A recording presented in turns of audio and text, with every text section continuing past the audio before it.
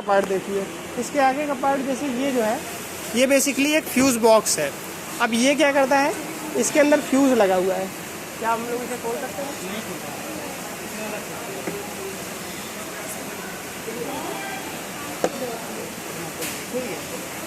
अब देखिए यहाँ पर, ये देखिए इसके अंदर ये जो है ये फ्यूज़ बॉक्स है, ठीक है। इसके अंदर फ्यूजेस लगे हुए हैं।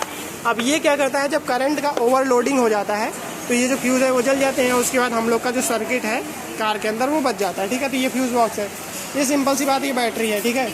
अब इसके अलावा यहाँ पर ये देखिए, ये एक ACM है, ठीक है, एयर क्लीनर मॉड्यूल।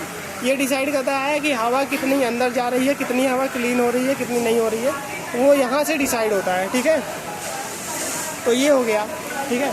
और इसके अलावा ये जो है इसे हम लोग हाउसिंग कहते हैं, ठीक है। हाउसिंग के अंदर मतलब और भी पार्ट्स जो होते हैं वो कवर रहते हैं, ठीक है। तो ये हो गया। और तो अब आप यहाँ पर देख सकते हैं ये एक रेडिएटर लगा हुआ है। अब इस रेडिएटर का क्या काम है, रेडिएटर के थ्रू जो कूलेंट होता है वो कूलेंट रेडिएटर के थ्रू ही पास होता है, ठीक है। और उसके बाद फिर कूलेंट जो है वो ठंडा हो जाता है। जैसे मान लीजिए कि इंजन के अंदर कूलेंट बह रहा है तो इंजन की हीट एब्जॉर्ब करके कूलेंट जो है वो गर्म हो जाएगा। तो जो एक्सेस जो हीटेड कूलेंट है वो इसके थ्रू बाहर आएगा और रेडिएटर के थ्रू पास होकर वो ठंडा हो जाएगा और वापस से फिर उसको इंजन में भेज देंगे, ठीक है। तो ये बात हो गई, ठीक है। ये सब भी बताओ। हाँ। और यहाँ पर ये देखिए अल्टरनेटर लगा हुआ है।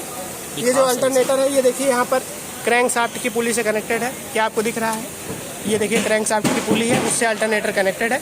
जब क्रैंक शाफ्ट की पुली चलती, क्रैंक शाफ्ट चलता है तो ये अल्टरनेटर चलता है और फिर भी ये बैटरी को चार्ज कर देता है, ठीक है। तो ये हो गया, ठीक है। और इसी के अंदर वाटर पंप और बाकी चीज़ें भी लगी हुई हैं जो कि क्रैंक शाफ्ट की पुली से चलती हैं, ठीक है। बस हो गया। तो